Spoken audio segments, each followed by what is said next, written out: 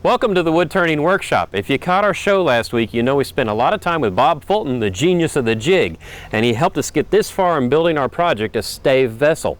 Well, stay tuned because we're going to turn this into one of these.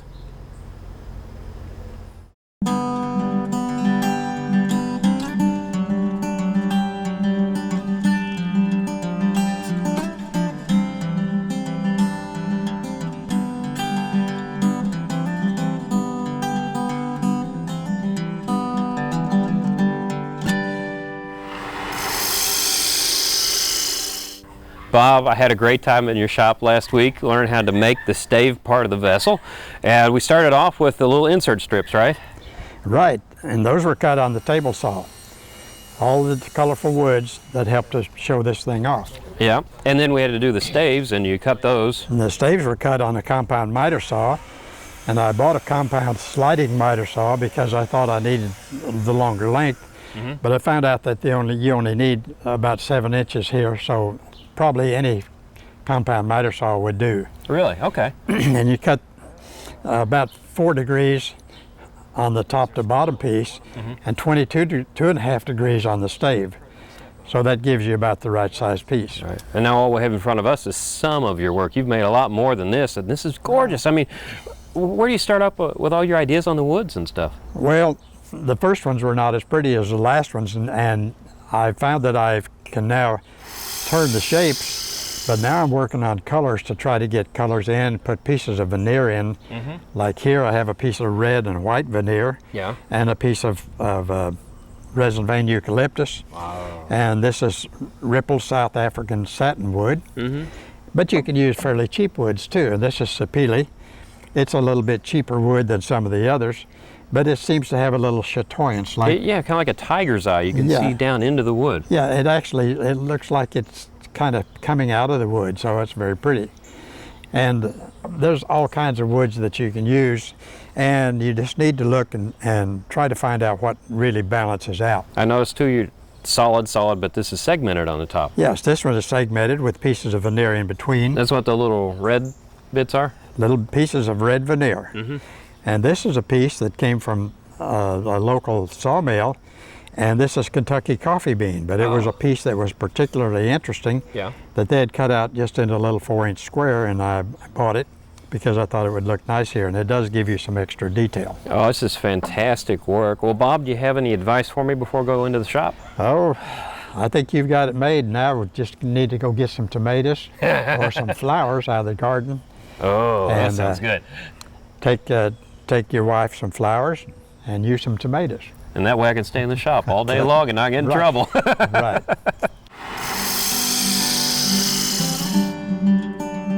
Today's tools: a 1/2-inch bowl gouge, a 1/2-inch spindle gouge, a 1/8 inch parting tool, a 1 1/2 inch round nose scraper, a square nose scraper, a multi-tip hollowing tool, a Jacob's chuck with Forstner bits.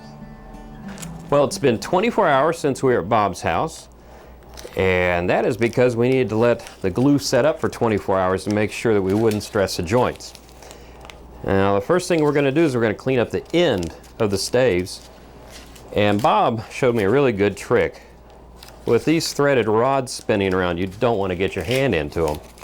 So if you put a piece of masking tape on here and let it overlap a ways, if you get too close, you'll feel that, and you'll pull back and you won't hurt yourself. So I'm going to start with a 1/2-inch spindle gouge, and we're just going to go across and gently clean up the end and make it flat. But we want to start off at a really slow speed. Bring it up. Sounds like remember when you were a kid and you put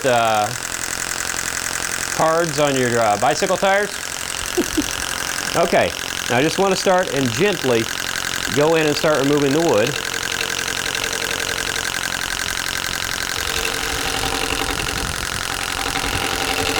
You know what, this is a little bit rough, and the spindle gouge presents a wide section of tool to the wood. I want to switch to my 1/2-inch bowl gouge because it has a finer point, and it's actually meant to cut end grain better. And see, I can come in now and I get a cleaner cut. I gotta admit, Bob was using a spindle gouge when he trimmed his up when he was showing me how to do this.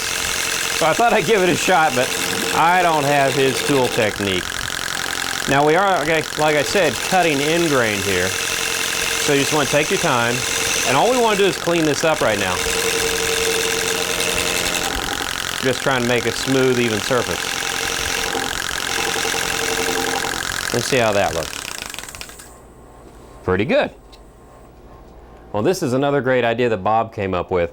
We need to clean up the inside of the staves because when we hollow, we don't want to have to hollow all the way down to the foot.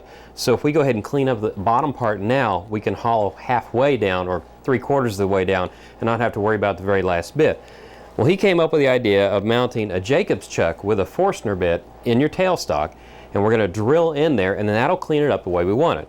So we're going to start this up. I have my lathe set to about the speed I would use for sanding, and I'm just going to feed it in slowly. And this is a 2-inch bit,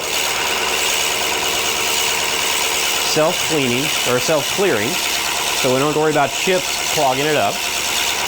Now, the reason I'm doing this step after we flatten the bottom is because the bottom is in grain, and some of the grain tore out as I cut across. There, we're finished there.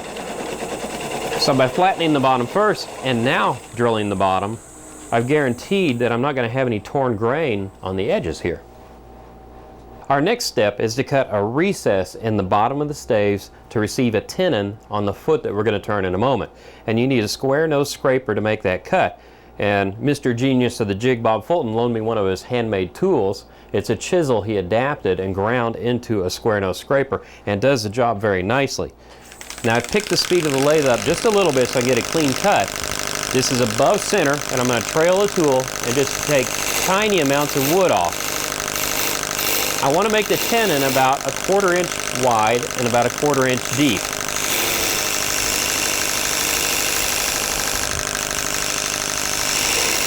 You have to take very, very light cuts here, or passes, because if you try to force the tool, you'll get a lot of vibration. So I'm just stepping my way in.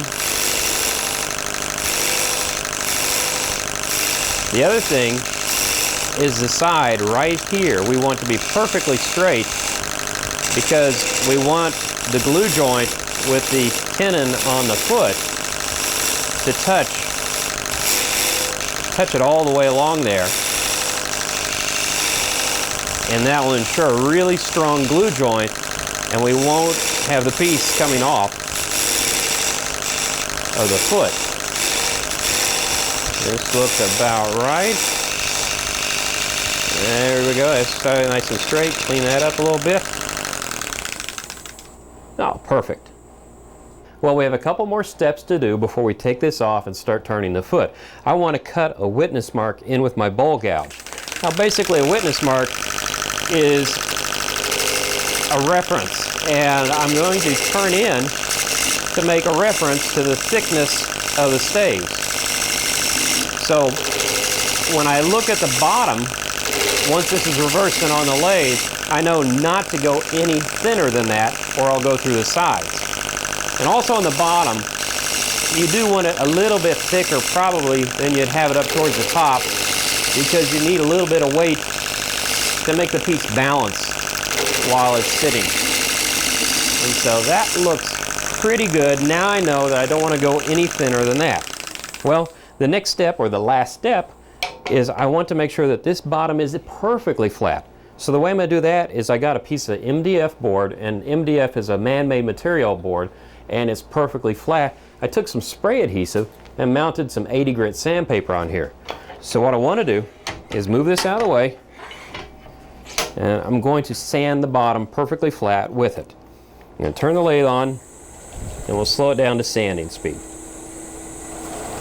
Now make sure that you brace your hand and just lightly touch it. And if you don't put any pressure, because that'll kind of shove you into those threaded rods, which is not good. The other thing is, you must think that I can't turn something round on the bandsaw very well. Well, I'm not really good at it, to tell you the truth, but I wanted the little bumpy parts here so I can grab this and it won't spin out of my hand. There we go. That's what the completed bottom looks like. Beautiful enough to put on the mantle right now, huh? Not. I went ahead and made a glue block, which is basically a waste piece of wood. And in this case, I turned a tenon on it to fit the inside of my jaws. There we go. And so when I mount it, it really securely holds the blank. And what I did is I took a piece of wood, just a 3/4 inch piece of lumber, and it's bird's eye maple. And I pressed that on there with glue, held it with my tailstock, and glued this onto the glue block. That's why they call it that. So it's really secure now. What I want to do is transfer the inside diameter of my foot here on the staves to the face of the glue block, and then we'll start cutting the tenon to fit inside the bottom here. Let me move this back here, put my eyes on, start the lathe up. Okay, then we'll take the calipers and bring them up to the wood. You want to touch this point to the wood, leave that one away from the wood just a little bit, and push in and make a mark. Okay, I'm too wide.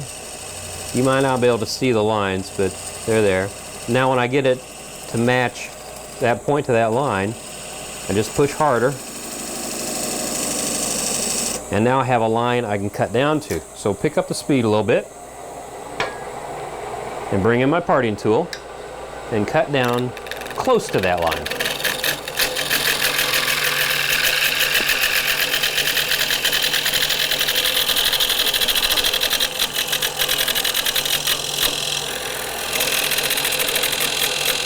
I'm going to taper it just a little bit. I'll stop the lathe, bring the vessel up and see if that fits. Okay, see, I went too far. So I'll come a little bit.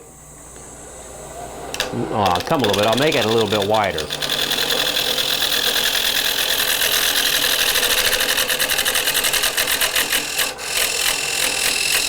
Okay, taper that a bit, stop it again. See, that doesn't fit. It's amazing how much finesse you have to get this to fit perfectly. Okay, well, I've messed around with this for a couple minutes off camera, and I have a nice tight fit. One thing to keep in mind, do not make the tenon too long, because if you do, this won't bottom out. You will have a gap at the base where your staves meet the bottom of your vessel. Now, before we do anything else, this is your last chance to be fancy, because believe it or not, people are going to look inside your vessel. I don't know why they do it. I do it too. I don't know why I do it. But the thing is you're going to give them a nice surprise. When they look in, they're going to see a design on the bottom, and they're going to wonder, how do you do that? So we're going to take our spindle gouge, lower that just a little bit more, and we're going to dish this out a little bit. Just make a nice little curve. Now I don't want to come too far out, because I need to leave this flat spot, because that will meet up on the bottom of the vessel, and that gives us a little more strength when we glue it. There we go, come back.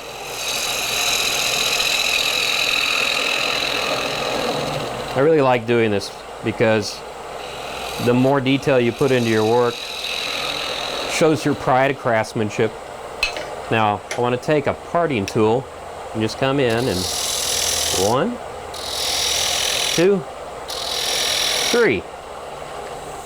So all you'd have to do now is just sand this up to about 600 grit.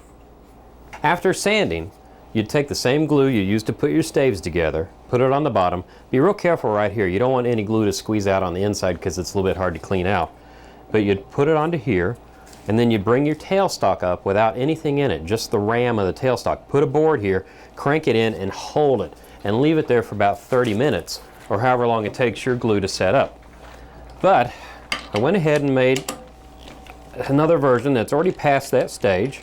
So take this out. Here we go. It's all glued on.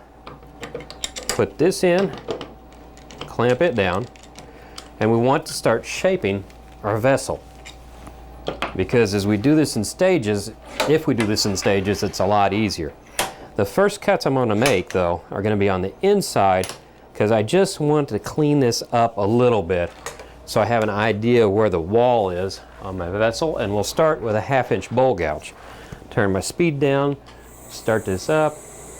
You can see it's a little wobbly, so this is a really important step, because this will help me figure out how thin my walls are and what shape I can make the vessel. So we'll just come in and gently take the wood off a little bit at a time. This is almost like roughing out a bowl. The only difference is that you want to be very delicate with it, because if you get a catch or take too big of a cut, you could break the glue joint that holds this whole thing together, and that wouldn't be a good thing. And I'm also pulling now and doing just a little scraping motion, and it feels like I have solid wood. Let's check that. Yes, I do. So now we have the inner diameter of the vessel set, so now I can start cutting in. I'll just come in with the bowl gouge, and we're just going to set the thickness of our vessel. And you probably want it to be about 1/4 of an inch. You can go thinner if you feel more adventurous. So if you're doing this for the first time, I would stick with 1/4 inch.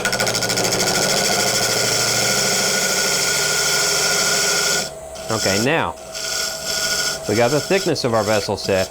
We want to start turning the outside. We won't be needing the bowl gouge. We'll use our 1/2 inch spindle gouge to do the shaping of the outside. So I'm going to bring my tool rest around, put it about center height, a little bit lower, and then I'm going to bring this in as close to the piece as I can. Rotate it by hand, make sure nothing's touching. A little bit there. Okay. And we're just going to start making a gentle bead. And don't worry about the tape. It'll turn off as we go. This will be a little bumpy in the beginning. Let's pick up the speed a bit. And make sure your tools are very sharp. You know, they always have to be sharp for turning, but when you're doing something that's held by a glue block and it's this far out and there's possibility of vibration, the sharper the tool you have, the better the cut, and the less vibration you'll have. And you can see this is cutting very nicely and no vibration. Just tape flapping around. We'll get rid of that. There we go. And so we'll just keep working this down and just making a big, gentle bead, basically.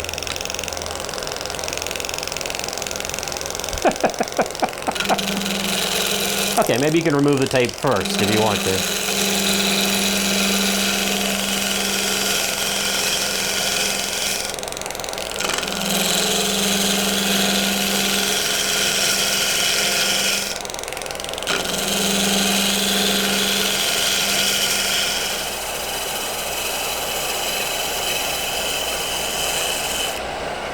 Okay. Yeah, that works. Yes, I'm a paid member of the Woodturners Protection Program. Not exactly, but we're going to need a light for this part. I'm going to turn that on because we're going to be hollowing. And what we're going to be using is an arm brace hollowing tool. And I like this because it's really steady and it takes out all bumps and jiggles of hollowing. And we're also going to use a very, very small point because we don't want a large scraper in there because that'll take too big of a cut. And this is very delicate and we could get a lot of vibration.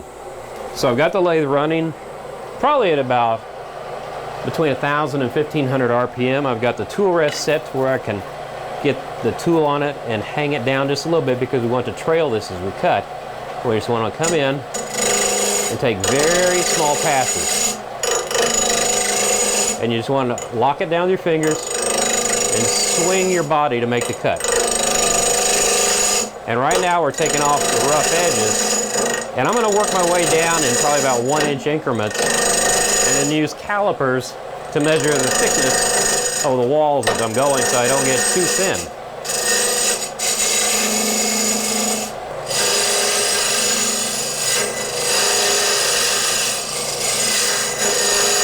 This tool tip cuts very nicely and actually leaves a pretty clean surface. Let's see how we're doing. Take our calipers, come in and measure. All right, we're nice and even right there. So all you do is you just keep working your way down in stages about 1 inch at a time. Take your time and you'll have it finished. And then you can go to the next step.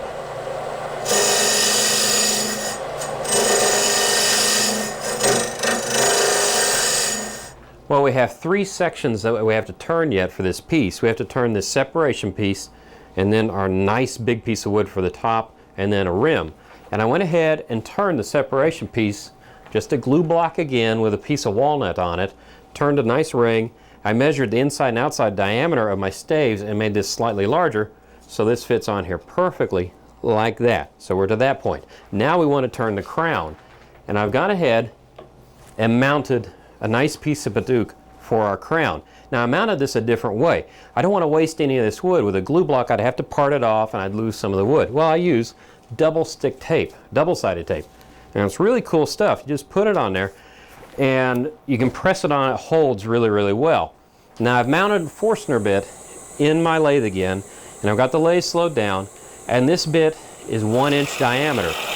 And what I'm doing is I'm drilling the hole that will be the diameter of the neck of the vessel.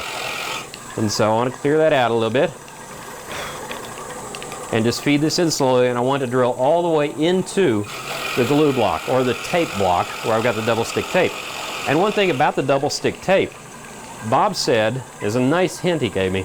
If you bring your tailstock up and push it against the piece of wood that you use the double stick tape on, it actually makes the glue bond much better. So you let it hold for about 2 minutes when you do that, and you can get a really good bond, and this thing will not come off. You have to peel it off afterwards. Let's pull this out, clear that out. Let me keep cranking, that'll be a little bit easier. That's one thing, if you don't clear your chips, the bit can get stuck. So here we go, let me pull that out, turn that off, and yep, we're all the way through. Oh, got my weightlifting in for the day. We're gonna bring this up, and then with my spindle gouge, we're gonna start shaping the crown of the piece. Well, how do you know what to make it look like? Well, I went ahead and got my piece and cut out some paper and played with it, and my section of wood will go right there, and this goes about here. So I thought that was a nice shape. So now all I have to do, turn this, make sure it's not hitting anything, is to start turning this down and hold the piece up and just keep following that shape as I go. Now I pick the speed back up, and this is just like turning a gentle bead. And this 1/2 inch spindle gouge helps you make a beautiful cut. Now I don't know if you can see it, but I already marked on the end of the blank the inside and outside diameters of my piece. Let me just touch them up with a pencil so you can see them better. So I'm going to turn away all this and stay a little bit shy of that mark, and then we're going to come back and work on that in a second.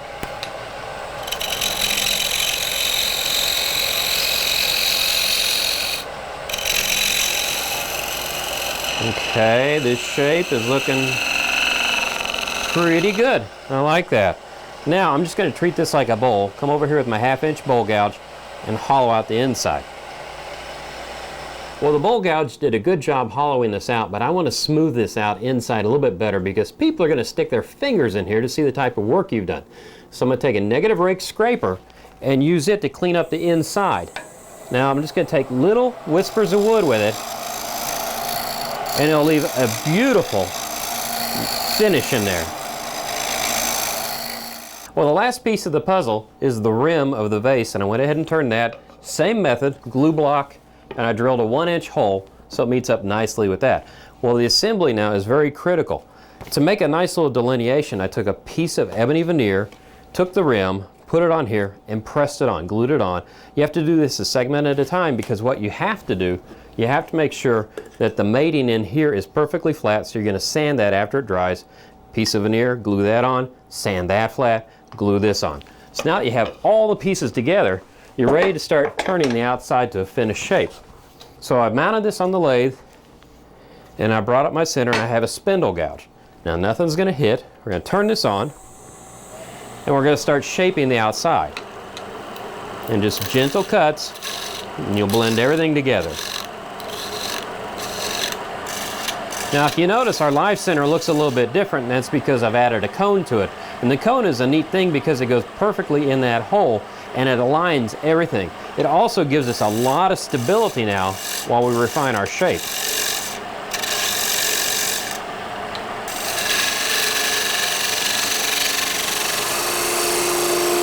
Now for the last few minutes, what I've been doing is turning down the foot of the blank. And what I did off camera was after I got the shape the way I wanted it on the outside, I took the hollowing tool and just adjusted the transition in the rim a little bit so it's nice and smooth. You stick your finger in there, it just feels like one nice piece. After that, I took a glue block and I turned the recess in it the size of the rim on the vessel. That way I treated it like a tenon, so it fit in there nice and snug, and I could bring the tailstock up and start turning away the foot. It gives you a lot of support that way. What I want to do is to continue turning the foot until it blends in with the rest of the vessel, and take a parting tool and then part down. Not all the way, just leave a little nub so you can take it off with a chisel, after you take it off the lathe, and hand sand it. Then you're going to wind up with a piece that's all ready to go and has some finish put on it, and probably several coats of polyurethane in this case, and then you take it to a buffer and you buff it up to a nice high shine. Well, I really want to thank Bob Fulton for coming up with an advanced project that you guys asked for. So until the next time on the Woodturning Workshop. Keep turning, have fun. Bob. Bye.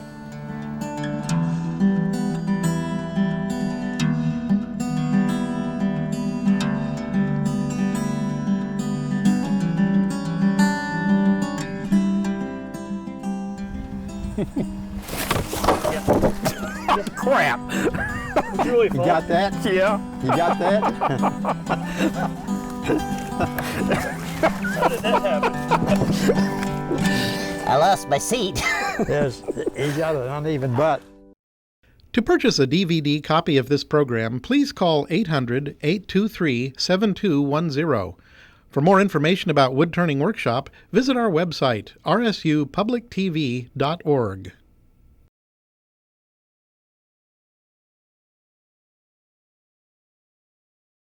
This week on the Woodturning Workshop, we're going to finish our project on how to make a staved vessel. So we're going to turn this into one of these. So I'm just stepping my way in. I want to smooth this out inside a little bit better because people are going to stick their fingers in here to see the type of work you've done. That shape looks really nice. So until the next time on the Woodturning Workshop. Keep turning, have fun. Bob.